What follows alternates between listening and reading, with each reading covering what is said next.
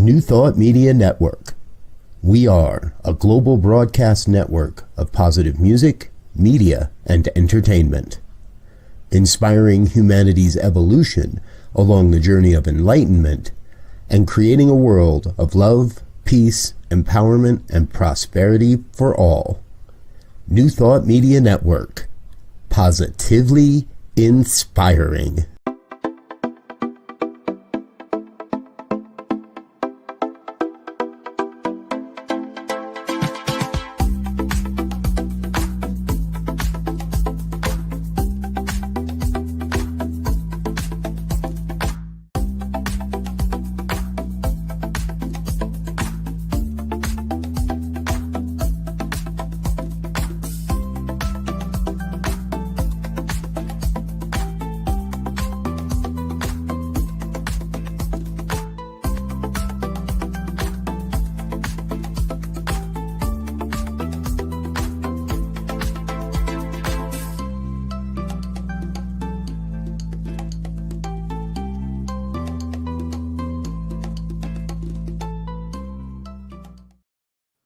Hello and welcome back to Global Focus Today. I am Reverend Dr. Sharri Johnson, your host, and this week you are in for such a treat. Our guest is Reverend Uda Maria Cedilla, who has all kinds of wonderful talents, and we're going to explore each and every one of them. So please help me welcome her to Global Focus Today. Thank you so much for saying yes. It took me 2 years, folks, to get her to say yes. So I'm really grateful that you finally said yes to being here. And I did not mention the name of your ministry, which is High Watch Ministry. And I want you to tell us how you came up with that name and what it means. Oh, well, High Watch is one of Emma Curtis Hopkins' words, and we use it. And been used in New Thought, in Unity for a long, long time. And so I'm into Emma Curtis Hopkins big time. And so I chose the word High Watch. So that means looking up, always looking up. Always looking up. That is so marvelous. And you just happen to have a book with that in the title, which is pretty cool too. Yes, my book is... there you go. Oh, it's right around, okay? So it's High Watch, The Mysticism of Emma Curtis Hopkins. And so I can share how I got to do this book. Yes, do. Yeah. Please tell us how you got to do that. Yes, I will share with you. My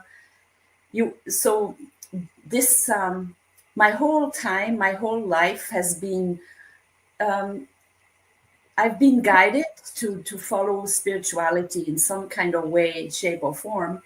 And from even when I was a child, I was in France, actually. I was moved from Germany to France, and there was this little white church in the center of the little village. And I was so attracted to that, the church bells. And at noon, there would be like, they called it the Angelus, which is like a certain kind of prayer. And so everybody would stop working, and it was so sacred and holy. And I really loved it. And then for a long time, just didn't do anything other than the rituals, the Catholic rituals. But I wanted to be a priest, but they didn't let me because they don't.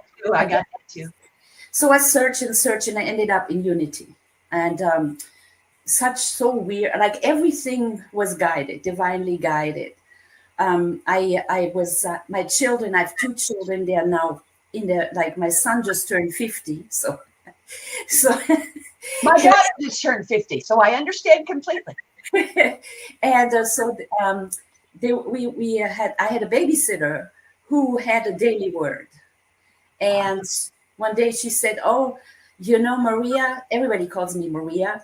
And, Maria, there's a church. There's a church for the daily word. And I said, "You want to go?" And so the 2 of us went with the 4 kids. She had 2 kids. I had 2 kids. And so we'd go to Mass, and then we'd go to Unity. And it felt so scary, but we did go with, and I don't know if you knew Reverend Billings, who was called the Unity Pope at one point. Like such a wonderful person. And so that's when I started studying New Thought. And I was privileged to go to Unity and to have teachers like Frank Judici and Ed Rabel. And so you can imagine it was amazing, right? And so when I became a licensed teacher and so on, and I couldn't get to this minister dream until I was invited to do some classes in spiritual living, in religious science. So at one point, I was working in a Unity church. I was assisting, and we had to move, and 2 books were left in the bookstore, and they were slightly damaged. 2 books, and it's like literally they fell at me. Like it didn't actually fall out, but it was like this.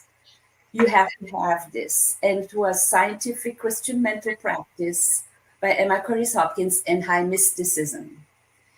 And so I did read and study scientific, and it changed my life. And some people around Emma, who knew Emma and who had studied Emma, said, you can't go to high mysticism. You can't study high mysticism. It's just too much. You have to go through all her writings first, and then you may end up, quote unquote, studying high mysticism, or tell me I can't do it, right? That's right. Yeah, no, tell me I can't do it. And so I decided I was absolutely going to do it. And so I had the original High Mysticism. At the time, very few of Emma's books were actually published.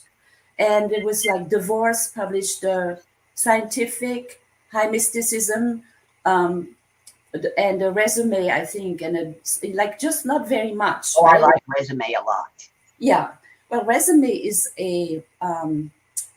Emma wrote resume for her students when they became ministers. She wrote one for each. We only have, I don't know if we have more than 1 or 2. I don't know. Anyway, the one that we publish is the one that's included in my book, in the book. I mean. So what I did, I started highlighting in High Mysticism, I started highlighting like the main ideas that popped out at me. Of course, I had enough metaphysics and so on to do that. And so when I finished that, I did, what do I do now, right? And I couldn't couldn't really remember it. I mean, you can't remember Emma because it goes to your subconscious mind. So it's kind of like it just feeds your subconscious, your heart. And so I decided to write out all the highlights to keep because what she does, she does one really fabulous thought, and then she gives 10 examples of like all these people we don't know. So I dropped all the examples, but I kept her words. And that's how this came about. Wow. The whole book is only Emma's words. It's a very slight adjustment for men when at the time in the 1800s they used to say man for generic humanity, and that'll turn some people off right off the top, right? No, they won't even read it. So I adjusted it to human people, we, or whatever how it was working in the sentence. So basically, that book is a user's manual for Emma Curtis Hopkins. Pretty much. That's pretty cool. I like that. Yeah, because you see, Emma had certain kinds of, she had a way to teach. She always taught in 12 lessons. All her books are in 12 lessons. And it's always around her 12 gates. Well, and Emma was the teacher of teachers. And so Ernest Holmes was her final student. Yes. It's a direct line. It's absolutely a direct line. And her, of course, the 12 Powers, Charles Fillmore has written the 12 Powers. They were contemporaries. Yes. And of course, she was their teacher. She actually ordained the Fillmores.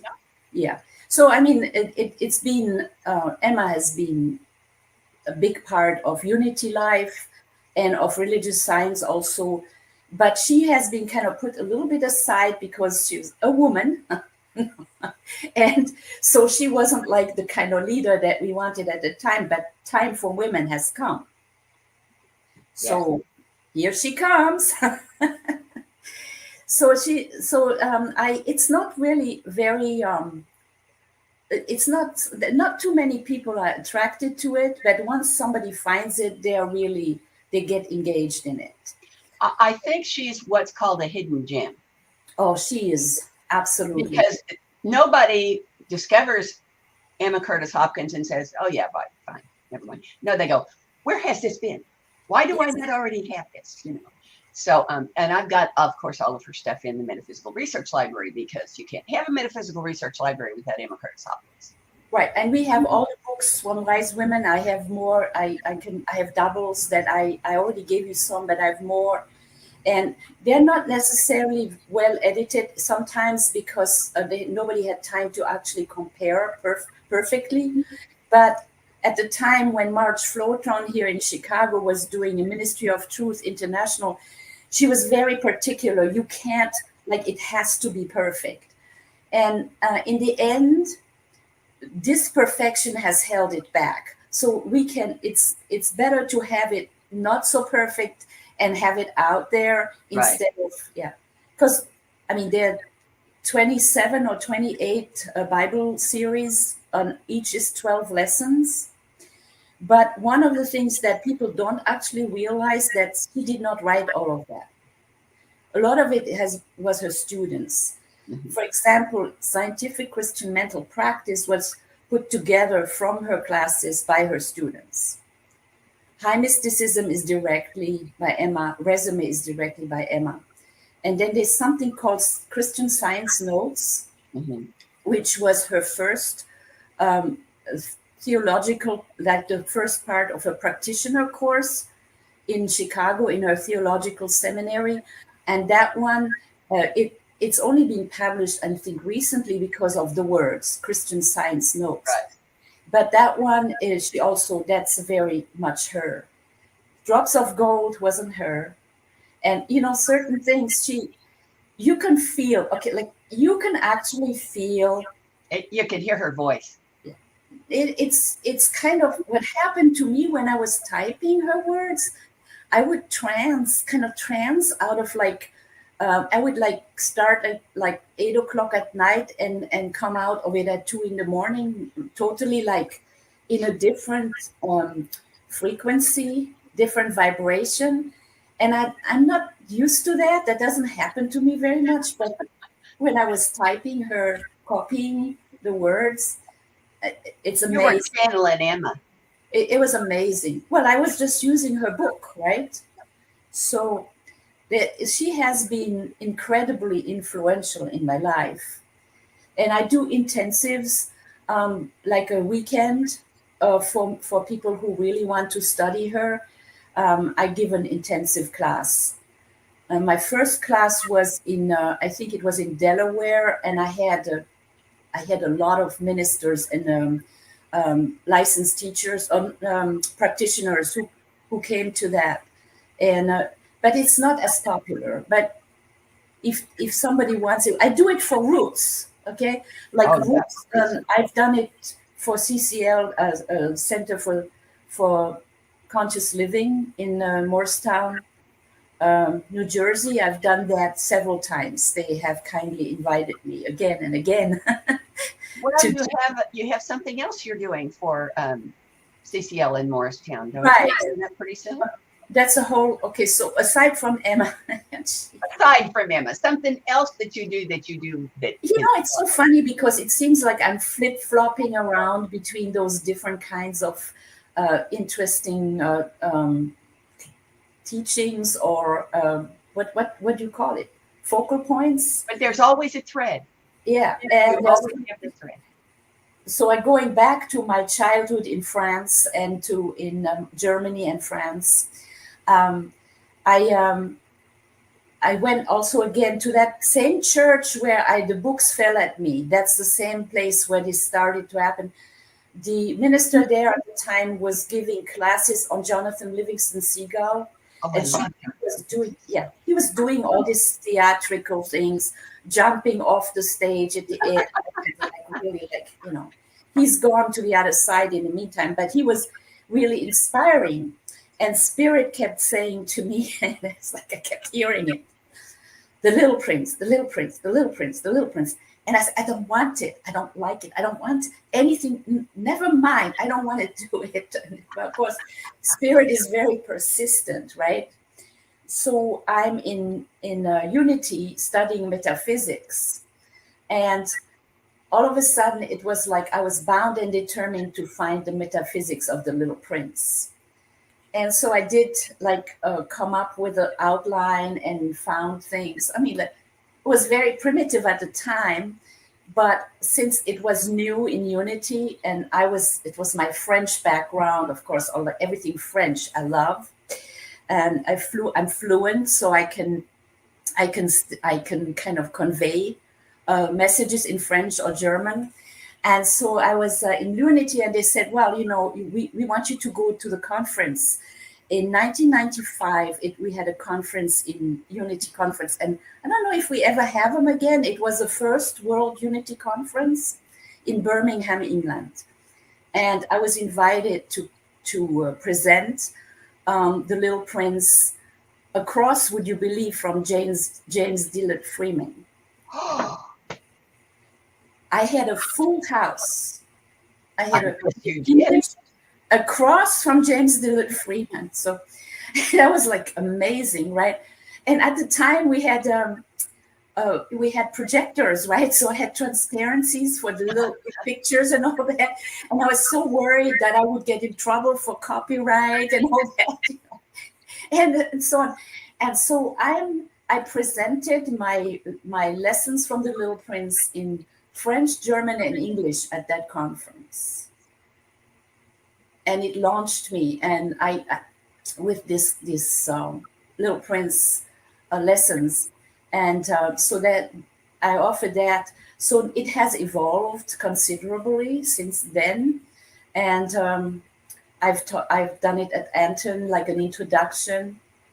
Being very surprised how few people know about it, how few people have read it. And so I recommend it to look on YouTube. You can find it in audio book, and where they turn the pages so it looks like you're reading the book, and it's magnificent. And so anyway, I've been invited to the Little Prince life lessons from the Little Prince for the Center for Conscious Living in Morse. Is it Morristown? I think I get always confused. What's important is that you're doing it online, so it's online. To be in New Jersey to see it, to attend it. Yeah, I have done a few things in online for I did Emma for the Roots classes. I did Emma Curtis Hopkins introduction and so on, and so they've kindly invited me several times. They have a new minister, Christina Leo, who's been a good friend of mine for many years. So I'm very excited for her. And so she invited me. So, well, that's wonderful. I'll be there, and register, folks. The registration, just go to newthoughtsccl.org and register for the class, because you don't want to miss it.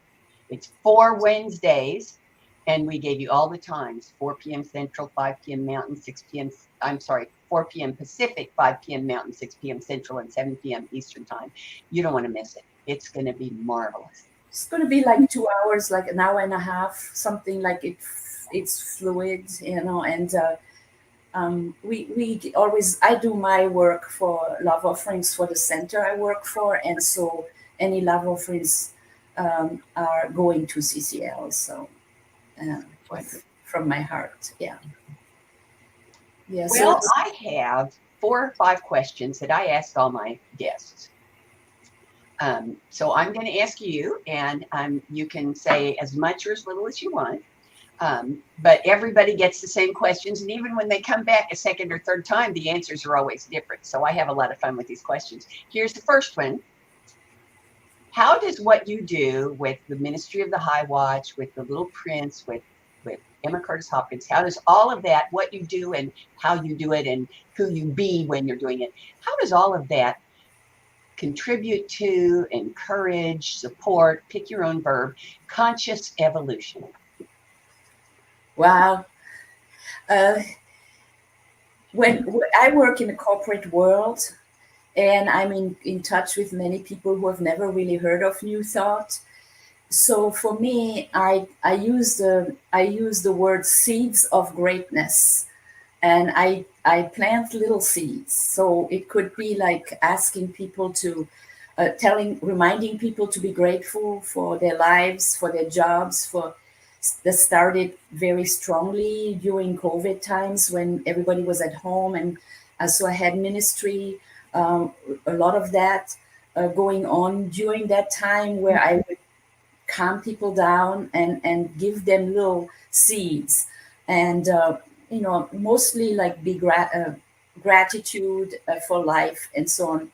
And sometimes I'm able to give them a little more depending on how interested they are.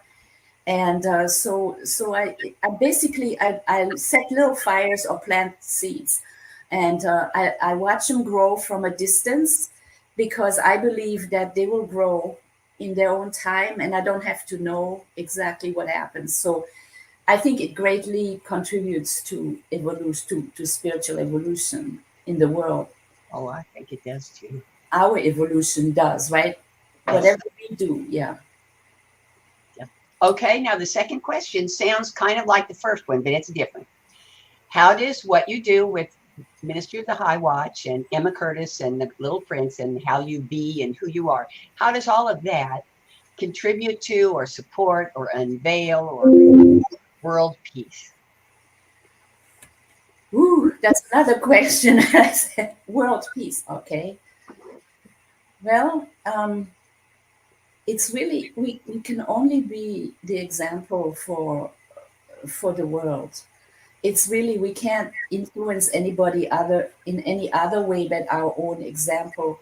And so my work is to evolve myself the best I can, and to live in peace in my own world, with my family, with my friends, to live in peace as much as possible. That doesn't mean there aren't any challenges, believe me, but to always remember that. And I think that is the contribution that all of us invariably make to world peace, is to model it on our level of experience, or at our level of experience. I like that.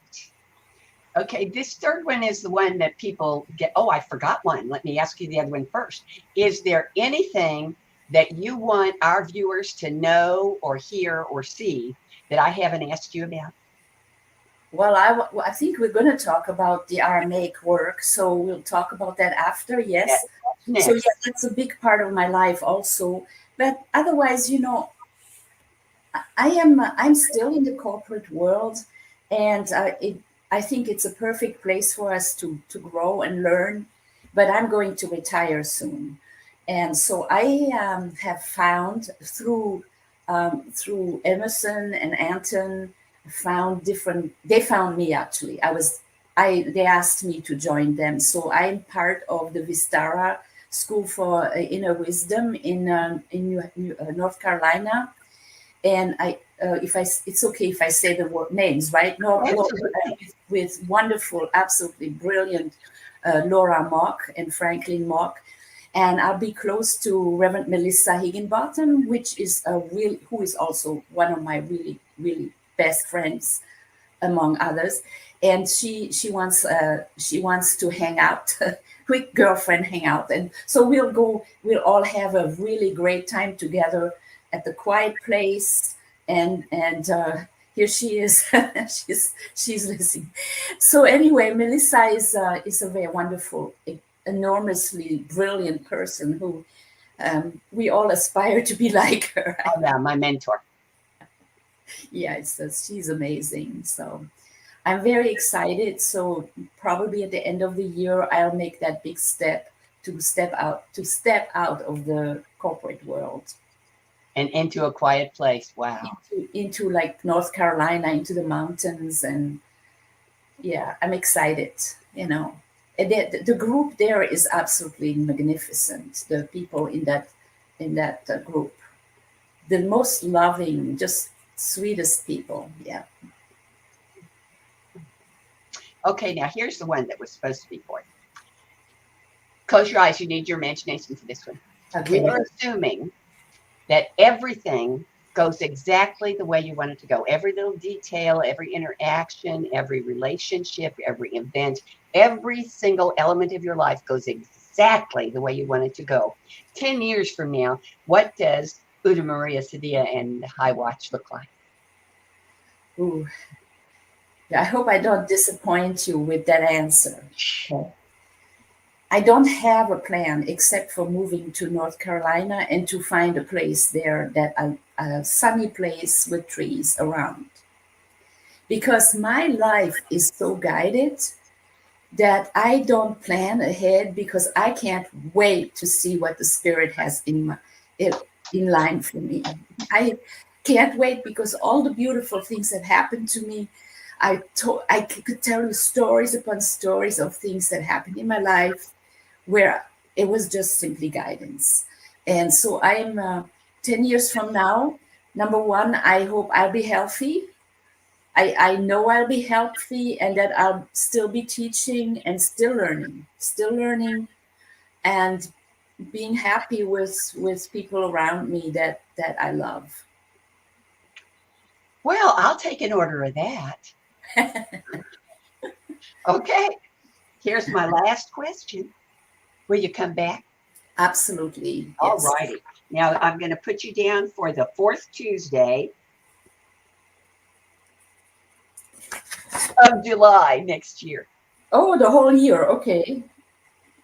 Not quite a whole year, but almost. Okay. And I'll send you an email. Who is counting, right? Who's counting? But for now, I pushed you a little bit because I wanted to be sure we had time, because I want you to talk a little bit more about your work in Aramaic, and especially I want you to sing the Lord's Prayer for us, please. Oh, wow. Okay. Thank you. I'm always moved when somebody asks me to sing, to chant it. And again, you see that, like I mentioned before, suddenly I'm guided to something, right?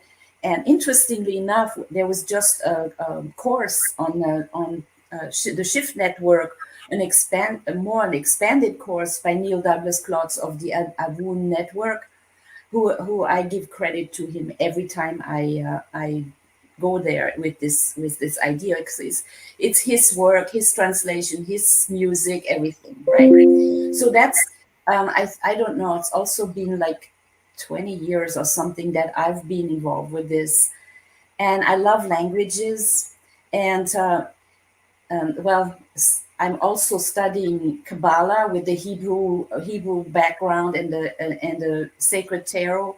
So that takes me to Hebrew and Aramaic, and I love the language ideas of how can something be translated, and how can we say something is an absolute truth when it's been a translation from one of those ancient languages. And so Neil Douglas Klotz, who is a Sufi actually, he has made a translation of the Lord's Prayer in layers. So way back, he did his first book, Prayers of the Cosmos, and it was 7 layers of translation. And then he taught on a cassette at the time. He taught how to chant it, and I don't know what happened, but I mean, I don't know. I couldn't think or do anything else for like until I learned it. And I'm not a big memory person. Like, I don't memorize a lot. But if you ask me, like today, right? You asked me, I didn't know you're gonna ask me. I can just pop it right out, just like that. It's amazing. So I don't know. It's something maybe from a past life. I don't know. Or maybe it's just the way God's gifting the world. It's a beautiful thing, and and we need to look at it deeper and to look at the actual translations. But basically, I can offer it in the language, and this is the language of Jesus. And he didn't only just sing it, but he danced it, and I don't dance it. So We'll settle for singing. yeah, right. Okay. All right. So let me we do it now. It's half an hour. Are we up? Okay. All right. Avundawa Shemaya, Avundawa Shemaya, Avundawa Shemaya, Avundawa Shemaya, Nitkadishemach, Nitkadishemach, Nitkadishemach, Nitkadishemach, Nitkadishemach, Nitkadish Shema.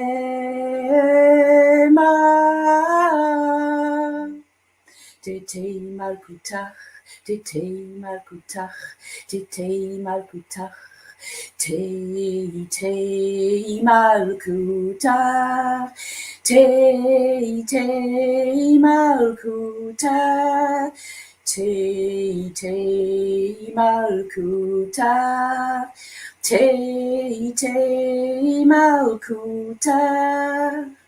Netwe Sivianach Aikana, Deva Shemaya Af Ba'arha.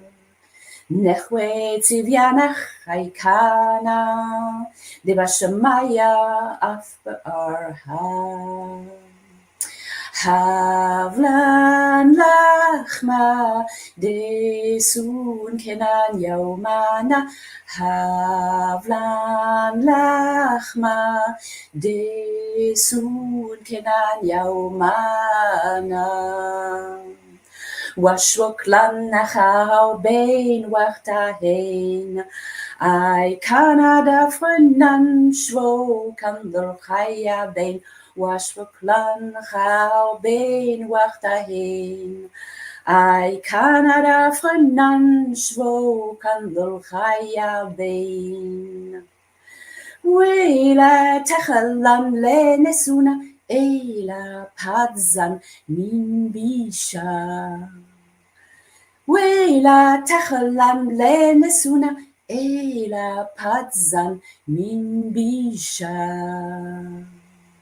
Metol edelach malkuta, wahaila wateshbuta, lelam amin amen, lelam amin amen, lelam amin amen, lelam amin amen.